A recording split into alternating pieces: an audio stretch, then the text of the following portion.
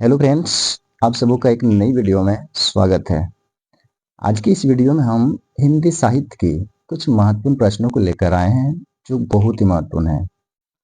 तो आप सबों से रिक्वेस्ट है कि वीडियो को केयरफुली पूरा एंड तक देखें ताकि आपको इस वीडियो में बहुत कुछ सीखने को मिले। और एक छोटी सी रिक्वेस्ट है कि अगर आप सब हमारे इस यूट्यूब चैनल के एस स्टडी वायर में नए हों तो चैनल को सब्सक्राइब करके बेल आइकन को जरूर प्रेस कर लीजिएगा, क्योंकि आपको इस YouTube चैनल पे ऐसे ही एजुकेशनल वीडियो रेगुलर मिलती रहती है। तो ज़्यादा बक नहीं, चलते हैं पहले प्रश्न की ओर। तो पहला प्रश्न है कि पृथ्वीराज रासो किस काल की रचना है। प्रश्न काफी महत्वपूर्ण है कि पृथ्वीराज रासो किस काल की रचना है। जवाब देते चलेंगे आप सभी भी तो अच्छा रहेगा। चलिए, तो इसका राइट ऑप्शन हो जाएगा ऑप्शन ए आदिकाल। पृथ्वीराज रासो आदिकाल की रचना है। और एक छोटी सी पॉइंट है कि हिंदी साहित्य के इतिहास में लगभग 8वीं शताब्दी से लेकर 14वीं शताब्दी के मध्य तक काल को आदिकाल कहा जाता है। ये पॉइंट भी आप सबों को पता होनी चाहिए। और एक पॉइंट है कि ये जो आदिकाल है, इस युग को यह नाम डॉक्टर हजारी प्रसाद द्विवेदी जी से मिला है। ठीक है, चलिए आप सबों का अगला प्रश्न है कि आल्हा के रचयिता का नाम क्या है। जवाब देते चलेंगे आप सभी भी। आल्हा के रचयिता का नाम क्या है। चलिए, तो जिन्होंने ऑप्शन डी जवाब दिया वो बिल्कुल सही है। आल्हा के रचयिता का नाम जगनीक है। ठीक है, अगला प्रश्न है कि हिंदी की उत्पत्ति किस भाषा से हुई है। ये भी बहुत ही महत्वपूर्ण प्रश्न है, मोस्ट इंपोर्टेंट। हिंदी की उत्पत्ति किस भाषा से हुई है, आप सभी जवाब देंगे। चलिए, तो इसका करेक्ट ऑप्शन हो जाएगा ऑप्शन बी संस्कृत। हिंदी की उत्पत्ति संस्कृत भाषा से हुई है, आप सबको याद होनी चाहिए। ठीक है, चलिए अगला प्रश्न है कि निम्नलिखित बोलियों में से कौन सी बोली उत्तर प्रदेश में सामान्यतः नहीं बोली जाती। बहुत ही महत्वपूर्ण प्रश्न है कि निम्नलिखित बोलियों में से कौन सी बोली उत्तर प्रदेश में सामान्यतः नहीं बोली जाती है। अर्थात उत्तर प्रदेश में नहीं बोली जाने वाली बोली कौन सी है, उसका जवाब आप सबको देना है। चलिए, तो जवाब देंगे आप सभी। चलिए, तो इसका करेक्ट ऑप्शन हो जाएगा ऑप्शन है मैथिली। जिन्होंने ऑप्शन ए जवाब दिया वो बिल्कुल करेक्ट हो जाएंगे। चलिए, अगला प्रश्न है कि कौन हिंदी की उपभाषा नहीं है। आप सभी जवाब देंगे कि कौन हिंदी की उपभाषा नहीं है। जवाब देते चलेंगे आप सभी तो बहुत ही अच्छा रहेगा। चलिए, तो इसका करेक्ट ऑप्शन हो जाएगा ऑप्शन सी मराठी। हिंदी की उपभाषा कौन नहीं है तो मराठी है। जिन्होंने ऑप्शन सी जवाब दिया वो बिल्कुल सही है। चलिए, अगला प्रश्न है कि हिंदी भाषा किस लिपि में लिखी जाती है। बहुत ही महत्वपूर्ण प्रश्न है जिसका जवाब बहुतों को आता होगा। ये जो हिंदी भाषा है वो किस लिपि में लिखी जाती है। तो इसका करेक्ट ऑप्शन हो जाएगा ऑप्शन बी देवनागरी। जिन्होंने ऑप्शन बी देवनागरी जवाब दिया वो बिल्कुल सही है। ठीक है, देवनागरी लिपि एक ऐसी लिपि है जिसमें अनेक भारतीय भाषाएं तथा कुछ विदेशी भाषाएं भी लिखी जाती है। ठीक है, जैसे संस्कृत, पाली, हिंदी, मराठी, कोंकणी, भोजपुरी, मैथिली, संथाली आदि भाषाएं देवनागरी लिपि में ही लिखी जाती है। ठीक है, और एक चीज आप सबको पता होना चाहिए, ये देवनागरी लिपि को नागरी लिपि भी कहा जाता है। आप सबको याद होनी चाहिए। ठीक है, चलिए चलिए आप सबको अगला प्रश्न है कि भारत की प्रथम देशज भाषा कौन सी है। जवाब देते चलेंगे आप सभी भी कि भारत की प्रथम देशज भाषा कौन सी है। चलिए, तो इसका करेक्ट ऑप्शन हो जाएगा ऑप्शन सी संस्कृत। भारत की प्रथम देशज भाषा संस्कृत है। जिन्होंने ऑप्शन सी जवाब दिया वो बिल्कुल करेक्ट हो जाएंगे। चलिए, अगला प्रश्न है कि भारत में आर्य भाषा का आरंभ कब हुआ। बहुत ही महत्वपूर्ण प्रश्न है। आप सबको बताना है कि भारत में आर्य भाषा का आरंभ कब हुआ। चलिए, जवाब देंगे आप सभी भी। चलिए, तो इसका करेक्ट ऑप्शन हो जाएगा ऑप्शन बी 1500 ईसा पूर्व। जिन्होंने ऑप्शन बी जवाब दिया वो बिल्कुल करेक्ट हो जाएंगे। चलिए आप सबको का अगला प्रश्न है कि पूर्वी हिंदी विकसित हुई है। आप सबको जवाब देना है। तो इसका करेक्ट ऑप्शन हो जाएगा ऑप्शन बी, अर्धमागधी अपभ्रंश। चलिए अगला प्रश्न है कि निम्नलिखित में से कौन सी बोली राजस्थानी हिंदी के अंतर्गत आती है। यह भी प्रश्न बहुत ही महत्वपूर्ण है कि निम्नलिखित में से कौन सी बोली राजस्थानी हिंदी के अंतर्गत आती है। आप सभी जवाब देते चलेंगे। चलिए तो इसका करेक्ट ऑप्शन हो जाएगा ऑप्शन सी, मेवाती। ये मेवाती बोली जो है वो राजस्थानी हिंदी के अंतर्गत आती है। जिन्होंने ऑप्शन सी मेवाती जवाब दिया वो बिल्कुल करेक्ट हो जाएंगे। आप सबको बता दूं कि उत्तरी राजस्थान में इसका क्षेत्र अलवर, गुड़गांव, भरतपुर है। ठीक है। और मेवा जाति के इलाके मेवात के नाम पर इसे मेवाती कहा जाता है। यह भी आप सबको पता होनी चाहिए। चलिए आप सबको अगला प्रश्न है कि हिंदी के अतिरिक्त कौन सी भाषा देवनागरी लिपि में लिखी जाती है। जवाब देंगे आप सभी कि हिंदी के अतिरिक्त कौन सी भाषा देवनागरी लिपि में लिखी जाती है। अभी कुछ देर पहले हमने बात किया था। जवाब देंगे आप सभी। चलिए तो इसका करेक्ट ऑप्शन हो जाएगा ऑप्शन ए, नेपाली। हिंदी के अतिरिक्त नेपाली भाषा जो है वो देवनागरी लिपि में लिखी जाती है। आप सबको ये पता होना चाहिए। ठीक है। और एक चीज बता दो कि नेपाली नेपाल की राष्ट्रभाषा है और यह भाषा नेपाल के लगभग 50% लोगों की मातृभाषा भी है। यह पॉइंट भी आप सबको पता होना चाहिए। ठीक है। चलिए आप सबको अगला प्रश्न है कि पश्चिमी हिंदी के अंतर्गत कौन सी बोली आती है। जवाब देते चलेंगे आप सभी भी कि पश्चिमी हिंदी के अंतर्गत कौन सी बोली आती है। जवाब देंगे। चलिए तो इसका करेक्ट ऑप्शन हो जाएगा ऑप्शन है, कन्नौजी। पश्चिमी हिंदी के अंतर्गत कन्नौजी बोली आती है। आप सबको ये पता होना चाहिए। ठीक है। आप सबको बता दूं ये कन्नौजी भाषा का केंद्र कन्नौज है। ठीक है। चलिए आप सबको अगला प्रश्न है कि डॉक्टर रूपचंद्र पारिक के अनुसार हिंदी साहित्य के इतिहास के सर्वप्रथम लेखक का नाम क्या है। जवाब देने का प्रयास करेंगे दोस्तों आप सभी भी। चलिए तो इसका करेक्ट ऑप्शन हो जाएगा ऑप्शन डी, गारसा दा तासी। जिन्होंने ऑप्शन डी जवाब दिया वो बिल्कुल करेक्ट हो जाएंगे। हिंदी साहित्य में इतिहास लेखन का सबसे पहला प्रयास एक फ्रेंच विद्वान जिसका नाम गारसा दा तासी था। ठीक है। ये गारसा दा तासी वो फ्रेंच के रहने वाले थे। ठीक है। चलिए अगला प्रश्न है कि चारण काव्य की भाषा है। Option A Dingal, option B Prakrit, option C Avahatta, option D Brajbhasha. जवाब देंगे आप सभी। चलिए तो जिन्होंने ऑप्शन ए डिंगल जवाब दिया वो बिल्कुल करेक्ट है। चारण काव्य की भाषा डिंगल है। ठीक है। आप सबको बता दूं कि ये राजस्थान के चारण कवियों ने अपने गीतों के लिए इस साहित्यिक शैली का प्रयोग किया था। ठीक है। जिसे डिंगल कहा जाता है। आप सबको ये भी पता होना चाहिए। चलिए अगला प्रश्न है कि विद्यापति की पदावली की भाषा क्या है। चलिए तो इसका जवाब ऑप्शन ए मैथिली हो जाएगा। जिन्होंने ऑप्शन ए जवाब दिया वो बिल्कुल करेक्ट है। अगला प्रश्न है कि अपभ्रंश और पुरानी हिंदी के मध्य का समय क्या कहा जाता है। ये प्रश्न महत्वपूर्ण है। बताएंगे आप सभी कि अपभ्रंश और पुरानी हिंदी के मध्य का समय क्या कहा जाता है। ऑप्शन ए उत्कर्ष काल, ऑप्शन बी अवसान काल, ऑप्शन डी संक्रांति काल और ऑप्शन डी प्राकृत काल। जवाब देंगे आप सभी।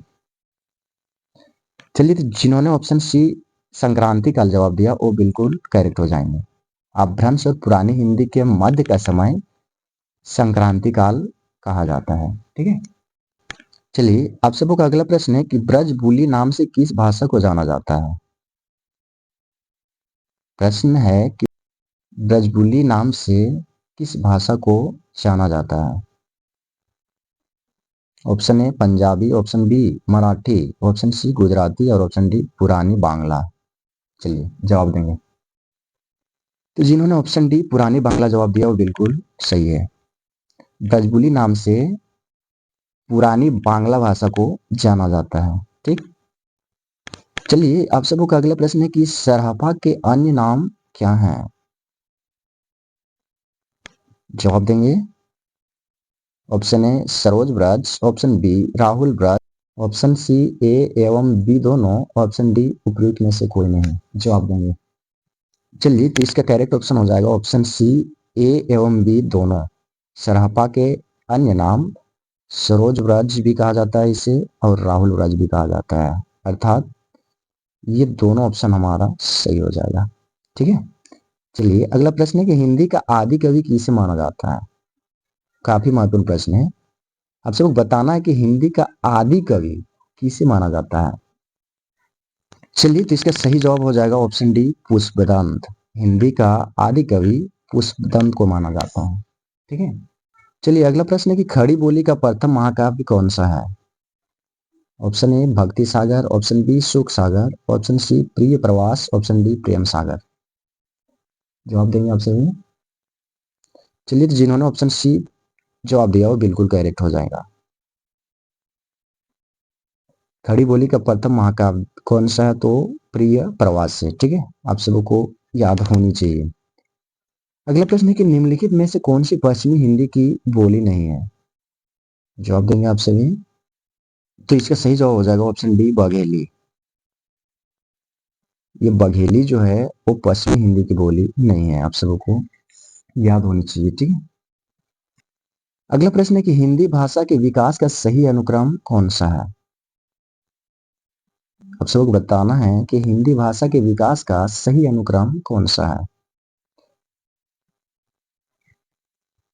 चूज करेंगे आप सभी अपना करेक्ट ऑप्शन। चलिए, तो जिन्होंने ऑप्शन ए चूज किया वो बिल्कुल सही है। ठीक है। हिंदी भाषा के विकास का सही अनुक्रम सर्वप्रथम पाली, फिर प्राकृत, फिर अभ्रांश, फिर हिंदी है। ठीक है, आप सबको याद होनी चाहिए ये। अगला महत्वपूर्ण प्रश्न है कि हिंदी दिवस कब मनाया जाता है। बहुत सारे एग्जाम्स में ये प्रश्न को बार बार पूछा जाता है कि हिंदी दिवस कब मनाया जाता है। जवाब देंगे आप सभी। चलिए, तो जिन्होंने ऑप्शन बी 14 सितंबर जवाब दिया वो बिल्कुल करेक्ट हो जाएंगे कि ये हिंदी दिवस प्रत्येक वर्ष 14 सितंबर को मनाया जाता है। और 14 सितंबर को संविधान सभा ने एक मत से यह निर्णय लिया था कि हिंदी ही भारत की राजभाषा होगी। ठीक है। कभी कभी ये प्रश्न भी पूछ लिया जाता है कि ये हिंदी को भारत संविधान में राजभाषा का दर्जा कब प्राप्त हुआ। तो आप सबको पता होना चाहिए 14 सितंबर 1949 को। ठीक है। चलिए, अगला प्रश्न है कि भारत में सर्वाधिक बोले जाने वाली भाषा कौन सी है।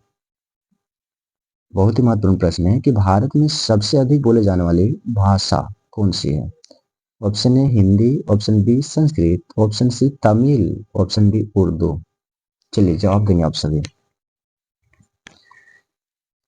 तो जिन्होंने ऑप्शन ए हिंदी जवाब दिया वो बिल्कुल करेक्ट है। भारत में सर्वाधिक बोले जाने वाली भाषा कौन सी है, तो हिंदी है, आप सबों को पता होनी चाहिए। ठीक है। चलिए, आप सबों का अगला प्रश्न है कि भारत में आर्य भाषा का आरंभ कब हुआ। जवाब देंगे आप सभी कि भारत में आर्य भाषा का जो आरंभ हुआ वो कब हुआ था। चलिए, तो इसका करेक्ट ऑप्शन ऑप्शन बी हो जाएगा। ठीक है। भारत में आर्य भाषा का आरंभ 1500 ईसा पूर्व के आसपास हुआ था। चलिए, आप सबों का अगला प्रश्न है कि निम्नलिखित में से कौन सी बोली अथवा भाषा हिंदी के अंतर्गत नहीं आती है। आप सभी बताएंगे कि निम्नलिखित में से कौन सी बोली अथवा भाषा हिंदी के अंतर्गत बिल्कुल भी नहीं आती है। Option A Kannauji, option B Bangru, option C Awadhi और ऑप्शन डी तेलुगु। जल्दी जवाब देंगे आप सभी। चलिए, तो इसका करेक्ट ऑप्शन हो जाएगा ऑप्शन डी तेलुगु। जिन्होंने ऑप्शन डी जवाब दिया वो बिल्कुल करेक्ट हो जाएंगे। तेलुगु भाषा भारत के आंध्र प्रदेश और तेलंगाना राज्यों की मुख्य भाषा है और राजभाषा भी। ये पॉइंट आप सभी को याद होनी चाहिए। ठीक है। तेलुगु भाषा भारत के आंध्र प्रदेश और तेलंगाना राज्यों की मुख्य भाषा है और यह राजभाषा भी है। ठीक। चलिए, अगला प्रश्न है कि भारत में हिंदी को आप किस वर्ग में रखेंगे। आप सबों से पूछा जा रहा है कि भारत में हिंदी को आप किस वर्ग में रखेंगे। ऑप्शन ए राजभाषा, ऑप्शन बी राष्ट्रभाषा, ऑप्शन सी विभाषा, ऑप्शन डी तकनीकी भाषा। चलिए, तो इसका करेक्ट ऑप्शन हो जाएगा ऑप्शन ए राजभाषा। अगला प्रश्न है कि ढूंढाड़ी बोली है, नाम थोड़ा अजीब है, ढूंढाड़ी बोली है। ए पश्चिमी राजस्थान की, बी पूर्वी राजस्थान की, सी दक्षिणी राजस्थान की और डी उत्तरी राजस्थान की। जवाब देंगे आप सभी भी। चलिए तो इसका करेक्ट ऑप्शन ऑप्शन बी हो जाएगा, ठीक है। ढूंढाड़ी बोली पूर्वी राजस्थान की बोली है, नाम अजीब है, ढूंढाड़ी। चलिए, नाम अजीब है बट आप सबको याद रहेगी, अजीब चीज ही तो याद होता है क्या। ढूंढाड़ी बोली पूर्वी राजस्थान की बोली है। चलिए, आप सबको अगला प्रश्न है कि निम्नलिखित में से कौन सी भाषा संस्कृत भाषा की अपभ्रंश है। जवाब करेंगे आप सभी भी कि निम्नलिखित में से कौन सी भाषा संस्कृत भाषा की अपभ्रंश है। तो इसका करेक्ट ऑप्शन ऑप्शन डी पाली हो जाएगा, ठीक है। ये पाली भाषा जो है वो संस्कृत भाषा की अपभ्रंश है। आप सबको एक बात बता दूं कि पाली प्राचीन भारत के लोगों की भाषा थी, जो पूर्व में बिहार से पश्चिम में हरियाणा राजस्थान तक और उत्तर से नेपाल उत्तर प्रदेश से दक्षिण में मध्य प्रदेश तक बोली जाती थी, ठीक है। अगला प्रश्न है कि अधिकतर भारतीय भाषाओं का विकास किस लिपि से हुआ। ऑप्शन ए शारदा लिपि, ऑप्शन बी खरोष्ठी लिपि, ऑप्शन सी कुटिल लिपि, ऑप्शन डी ब्राह्मी लिपि। जवाब देंगे आप सभी। चलिए, तो इसका करेक्ट ऑप्शन ऑप्शन डी हो जाएगा, ठीक है। अधिकतर भारतीय भाषाओं का विकास किस लिपि से हुआ है, तो ब्राह्मी लिपि से हुआ, ठीक है। चलिए, अगला प्रश्न है कि हिंदी भाषा की बोलियों के वर्गीकरण के आधार पर छत्तीसगढ़ी बोली है।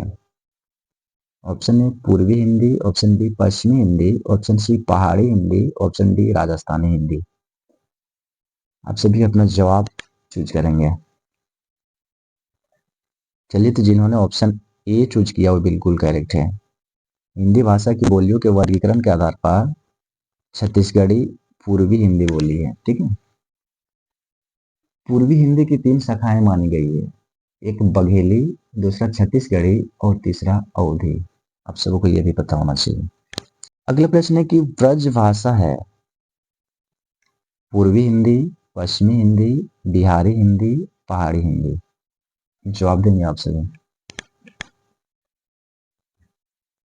तो इसका करेक्ट ऑप्शन ऑप्शन बी पश्चिमी हिंदी हो जाएगा। जिन्होंने ऑप्शन बी जवाब दिया वो बिल्कुल करेक्ट है, ठीक है। ब्रज भाषा पश्चिमी हिंदी है। चलिए, अगला प्रश्न है कि मगही किस उपभाषा की बोली है। Option A Rajasthani, option B पश्चिमी हिंदी, ऑप्शन सी पूर्वी हिंदी, ऑप्शन डी बिहारी। चलिए, इसका भी जवाब देंगे। चलिए, तो इसका correct option option D Bihari हो जाएगा। मगही बिहारी उपभाषा की बोली है, ठीक है। चलिए, अगला प्रश्न है कि हिंदी खड़ी बोली किस अपभ्रंश से विकसित हुई है। प्रश्न है कि हिंदी खड़ी बोली किस अपभ्रंश से विकसित हुई है। तो इसका correct option option C Sauraseni हो जाएगा, ठीक है। हिंदी खड़ी बोली किस अपभ्रंश से विकसित हुई है, तो सौरसेनी अपभ्रंश से। आप सबको याद होना चाहिए। अगला प्रश्न है कि बघेली बोली का संबंध किस उपभाषा से है। प्रश्न है कि बघेली बोली का संबंध किस उपभाषा से है। Option A Rajasthani, option B Purvi Hindi, option C Bihari, option D Pashchimi Hindi. जवाब देंगे। तो जिन्होंने ऑप्शन बी पूर्वी हिंदी जवाब दिया वो बिल्कुल करेक्ट है। बघेली बोली का संबंध पूर्वी हिंदी उपभाषा से है, ठीक है।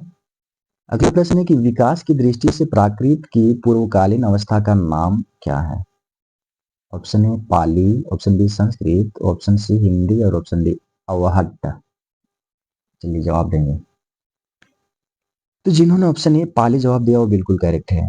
विकास की दृष्टि से प्राकृत की पूर्वकालीन अवस्था का नाम पाली है, ठीक है।